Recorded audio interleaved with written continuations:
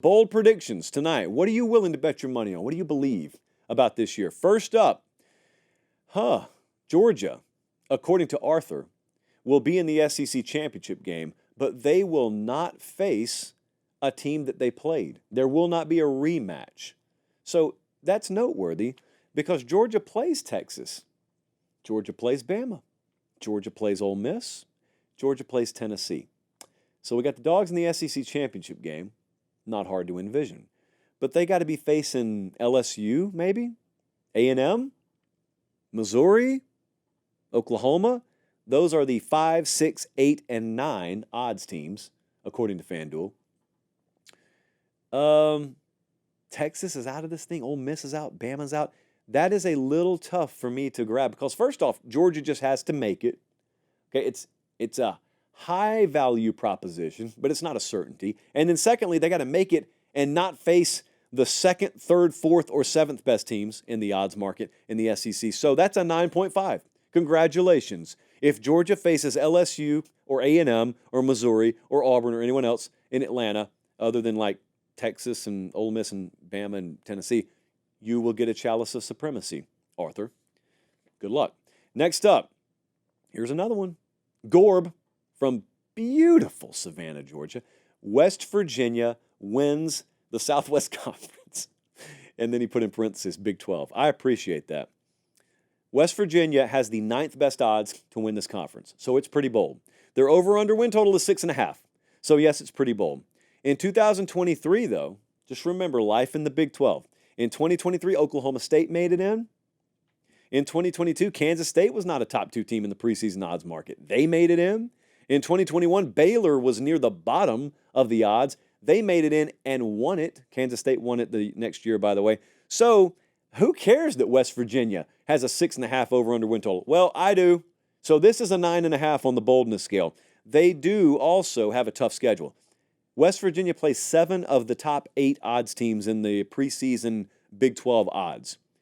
And they got Penn State and at Pitt the first 3 weeks of the season. Now, those aren't conference games, but it could do one of two things. It could bang them up and make them a little mentally fragile, or it could embolden them and maybe they go on a run. Still, that's a 9.5, West Virginia winning it. Next up, some sick people in this world. I know what you're doing with these predictions. Don't think I don't know what you're doing.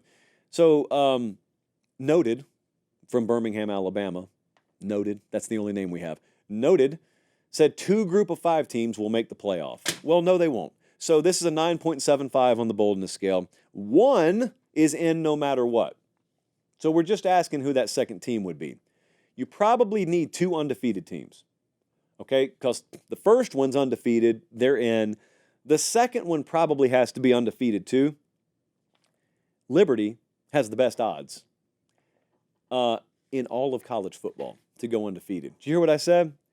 FanDuel has this out right now. If you want to go bet this, FanDuel has odds to go undefeated in the regular season. And Liberty has the best odds. Is it because they have the best team in college football? Probably not. It's probably because they play Campbell and East Carolina and Kennesaw State and Jacksonville State. And the reason I keep just mentioning non-Power 4 teams is because they don't play a Power 4 team. So Liberty's probably going to make the playoff, just like 70 other teams would do if they faced this schedule. But we're all for auto bids, man. We're all for auto bids. Sarcasm. Who's making it in after them? Memphis has to play Florida State. UTSA has to play Texas. Tulane draws Kansas State and Oklahoma. Boise plays Oregon. App State plays Clemson. So at least there are major hurdles for those other teams to clear. Liberty doesn't have one. So I don't see 2 of them making it in. That's a 9.75 for 2 G5 teams to make it in on the boldness scale. And lastly, I respect this one, Mike. Mike is in Grove City, Ohio. I appreciate it. I respect it. It's very bold. Rutgers will win 10 games. 9.25. It's not crazy bold. It's not. They don't play Ohio State. They don't play Oregon. They don't play Penn State. They don't play Michigan. Greg Schiano, if he ran the scheduling office, would not change anything about Rutgers' schedule. Now, they do go to Virginia Tech.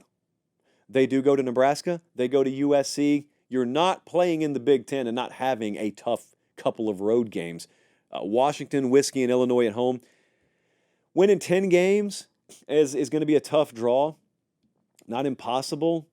Rutgers winning 10 is a 9.25 on the boldness scale, but their over-under win totals, Jesse, is at 6.5, right?